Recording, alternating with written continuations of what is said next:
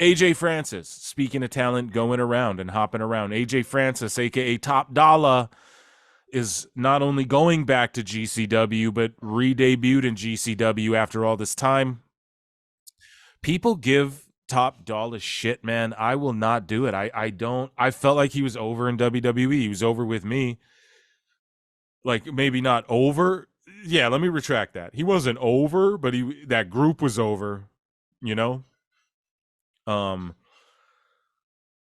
like any group that's over, there's always room to add or remove or swap out one person or two as time goes on, as we've seen with the Judgment Day, with the Nation of Domination, with DX, right? With the NWO. You're able to play with it a bit, as far, not too much, but when it's over, Kiss, let's take it outside of that. Any group that's right, Kiss, you can replace a couple singers, right? Like, or pardon me, not singers, a couple drummers and guitarists, right? But anyways, AJ Francis, he Top Dollar, he's in GCW. Shout him out. Shout him out. This new latest release of indie guys, or of guys who are now indie guys, rather, of WWE guys, rather. Sorry, I'm buzzing hard. So we're this is we're just having fun, baby. I might play this Tony the Snowman just in the middle of the shit. So this is good for the indies, bro. And now Matt Cardona's talking shit, calling people out, and calling out Mustafa Ali, transitioning. Mustafa Ali is going to GCW as well to face Gringo Loco in Chicago. And I'm just gonna write what's in my notes here. He was well sought after for a long time and wanted by guys like Kenny Omega, etc. And he makes a big reveal debut in this really cool video where he's keeping his same name and he's keeping the gimmick that he was doing in NXT. So again, guys, shout out WWE for allowing Mustafa Ali. Now people are going to go, oh. Now I'm not saying they're going to let people keep their whole presentations, but Mace and Mansoor are keeping their regular names. As far as I've seen, Mansoor gets to use his name. That's his name. Mace was Mace, and he was Mace in Retribution. But Mace and Mansoor have kept their names, guys. So here's the other thing we got to talk about.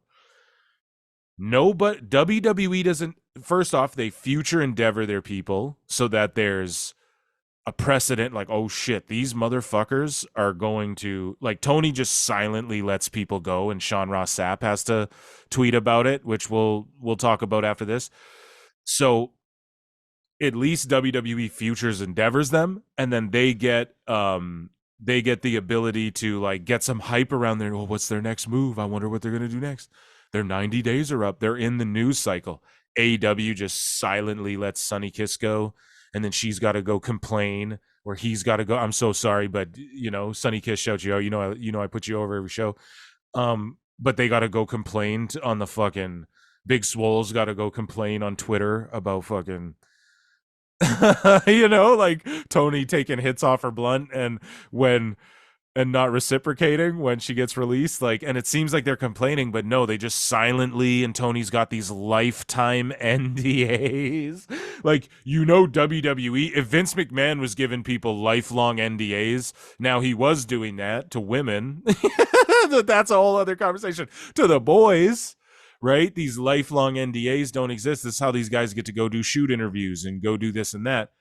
And it's crazy how Tony doesn't get buried for that, but he actually does. He gets buried by real conscious people who aren't rabid Wolverines that just, now there are those, but it's not as crazy because this was a week where somebody said, yeah, I hope you're keeping tabs, because there was some death threats being thrown at Raj Giri, like wishing for his elimination and stuff. And that's just like, I've argued with Raj too, but you're taking it too. All he did was post the real Dynamite numbers, and he was getting psycho death threats and shit. So if WWE did this shit, people would be having fucking melties. But let's break it down. Now, AJ Francis isn't using Top Dollar. Now, I'm sure maybe they're not. Maybe I'm wrong here, but I'm just going out on a limb and saying AJ Francis is a guy who had a brand and did shit, who was known by his community and people in entertainment and business as AJ Francis as the NFL player, and then he's top Dolla in WWE. And then it's like when he leaves WWE, it's like he might as well use AJ Francis because he was on the Indies using AJ Francis, and he's known as a football player as AJ Francis. So that might be why he's not using top Dolla, right? You have Matt Riddle is still being Matt Riddle. Now, WWE never, that's his real name. So that one, okay, that's a non-argument on my behalf or on anyone else's behalf, right?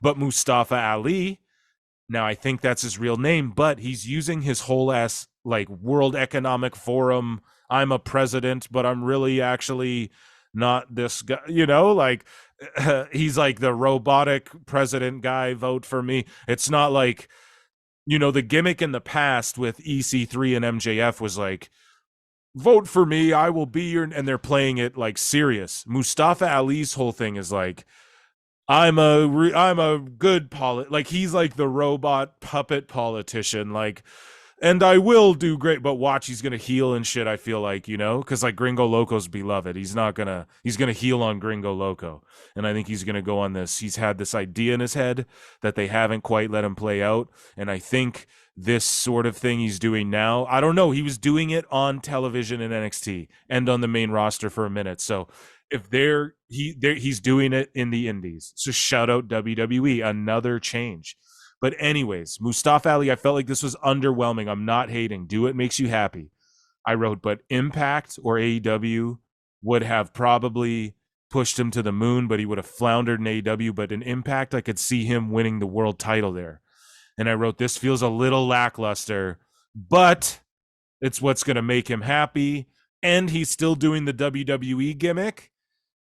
So if he beats Gringo Loco and he can get all of that flippy shit that he's had pent up out of his system, Mustafa Ali's only going to contribute tremendous things to the pro wrestling business, especially doing his WWE gimmick, bro. Like, it's crazy.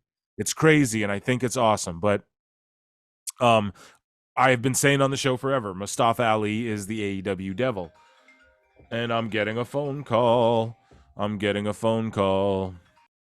All right, got a telephone call from some fam jam. So I don't know what the fuck I was ranting or raving about.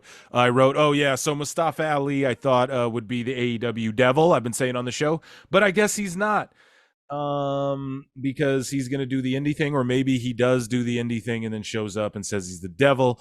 I don't know. I'm tired of the contract tampering. Everyone shut the fuck up, man. Everyone does that. It's pro wrestling. And they're all friends. Like, is it contract tampering if CM Punk called Cody Rhodes on the phone while dealing with the bullshit of the aid and going, what's up with the Bucks? I don't know. Is it? I don't know. And I think it's brilliant what Mustafa Ali's doing with the World Tour thing. Moving along. We're going to keep... Matt Riddle joins MLW. He's going to face Jacob Fatu. That's fucking awesome. That's super, super awesome.